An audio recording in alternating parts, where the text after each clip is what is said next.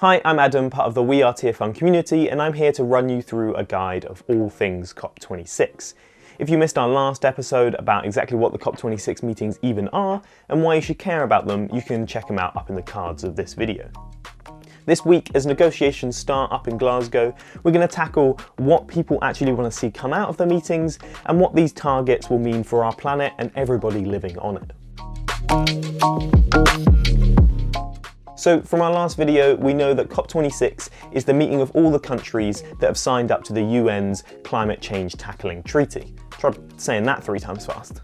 And we've already talked a bit about the Paris Agreement and how that's the overriding framework for negotiations going forward. To understand why that makes COP26 even more important, we need to understand how the Paris Agreement kind of technically works. Essentially, the agreement sets all the rules and conditions that countries have to play by when coming up with their emissions reductions targets.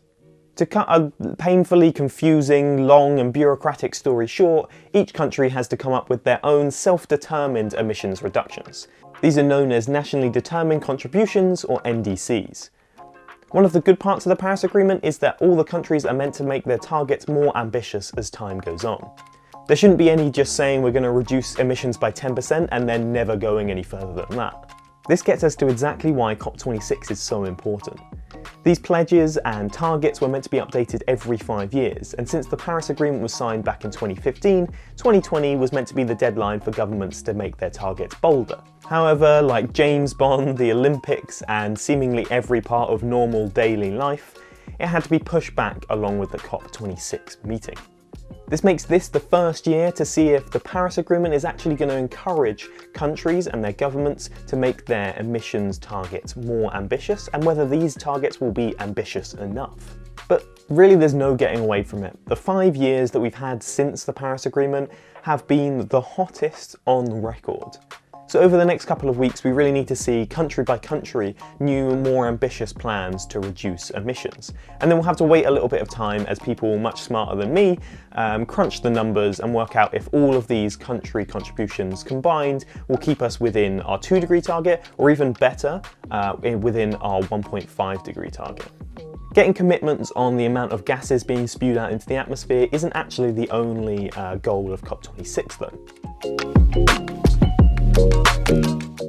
Realistically, there are probably way too many goals to talk about in one video. With every day of the 2-week conference having a different flavour, whether that's energy, finance, young people or gender and many others, there are way too many different conversations going on at once to cover them all here.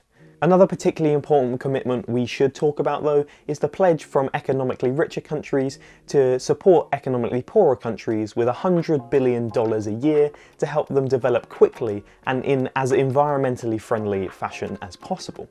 The plan from when this commitment was agreed was to slowly work up to this pretty big number, but to be hitting $100 billion a year every year after 2020. However, a bit like a broken record, this has yet to be achieved. According to the latest figures by the OECD, the richer countries are contributing somewhere around $80 billion a year, roughly a $20 billion shortfall. Not the kind of money you're likely to find in your pockets or down the back of the sofa. Hey, it's several day later Adam here, who apparently is too lazy to put up a tripod, lights, or even clip his microphone to his jumper.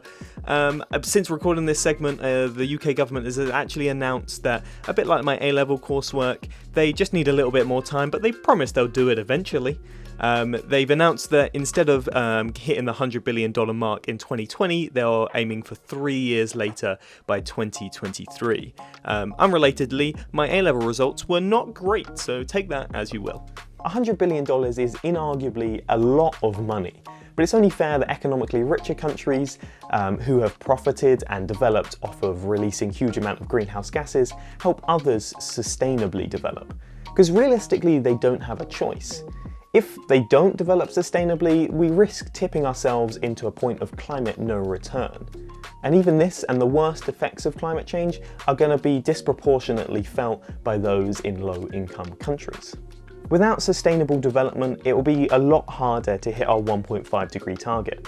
But what does this target even measure, and what does it really even mean for us and our planet? Basically, we're measuring average global temperatures and then comparing those to pre-industrial average global temperatures. Basically, before we started mass producing things and building factories on a planet-changing scale. This is generally taken as 1850 to 1900. Currently, depending on exactly how you're measuring it and where you're measuring it, we're sitting at somewhere around 1.2 degrees of warming, already more than halfway to our 2-degree limit. Unfortunately, the way that the climate works means that even if we stopped emissions right now, the emissions that we've released over the last few years will inevitably lead to some further warming. So that 1.2 degree figure is even maybe a little misleading. The seemingly small difference between 1.5 and 2 degrees could lead to another 160. The seemingly small difference between 1.5 and 2 degrees of warming could see up to 160 million more people struggling to find water, and 4 times as many tropical cyclones. But it's not just these fairly direct reasons that should make us want to limit our warming. While there's a lot of uncertainty around them, it's thought that 1.5 and 2 degrees could be important thresholds for what are commonly called feedback loops. This is the idea that global warming causes things that actually make global warming itself worse, leading to kind of what's called runaway warming. For example, as temperatures increase, more ice melts and leaves less bright white surface to reflect the sun's rays back into space, meaning more warming. Or as it gets hotter and forest fires become more common and more damaging, not only does it release that carbon stored in the trees, but it also means that there's less trees around to suck up that carbon, meaning more warming. Or as the seas reach higher levels of carbon dioxide and acidify, they can absorb far less CO2 from the air, meaning more warming. There are also plenty of smaller kind of cultural changes that we probably don't even think about that much. Films like Finding Nemo will have a whole different meaning when the coral reefs featured in them don't exist anymore. And the tale of a Santa or Father Christmas that lives on the North Pole will become even harder to play along with when he has to move his toy-making factories every year because the Arctic sea ice isn't there in the summer.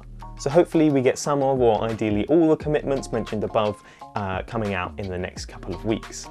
But really it's all up in the air as to whether COP26 is going to be a success or a bit of a failure. Keep an eye on the news and our Instagram feed at WeAreTearfund on Instagram to keep updated with any of the major announcements. And then I'll be back right here in a few weeks, maybe a couple of weeks after COP26 is rounded up, to just give an overview of what was announced and what that means going forward. A final check-in from future Lazy Adam. If you haven't already signed our Take a Stand open letter, you're fast running out of time to do so. So yeah, if you haven't signed, please go ahead and check out the link in the description. And even if you have, maybe share it with some friends or family. You can take it along to your school, to your church, to your youth group if you have one, and get others involved so that we can amplify the pressure we're putting on governments and world leaders to take the action necessary on climate change. Back to you, Past Adam.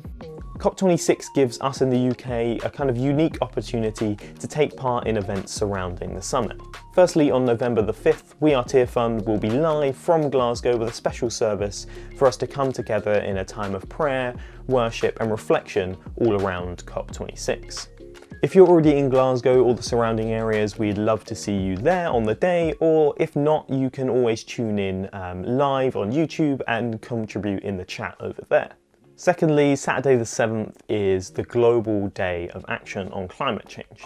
This means there will be events across the world organised to try and put more pressure on governments to do something about climate change. There are loads of events in major cities and even in smaller towns, and you can find out where the ones closest to you are in one of the links in the description. Tearfund itself will have a presence at several of the big UK marches, including in Glasgow, Cardiff and London. So if you want to, be sure to come and join us at those. All the links to everything I've just talked about and a couple of other bits will be in the description down below. And then really all that's left to say is thank you very much for watching, taking the time out of your day, and be sure to subscribe if you want to see more of our video content in the coming weeks and months. And then also if you have any other questions about COP26, maybe it's something that's announced that is kind of difficult to understand, then just drop it in the comments and we will have a look into it before we release our next video and hopefully include it in that one. So yeah, thank you very much. Have a good week.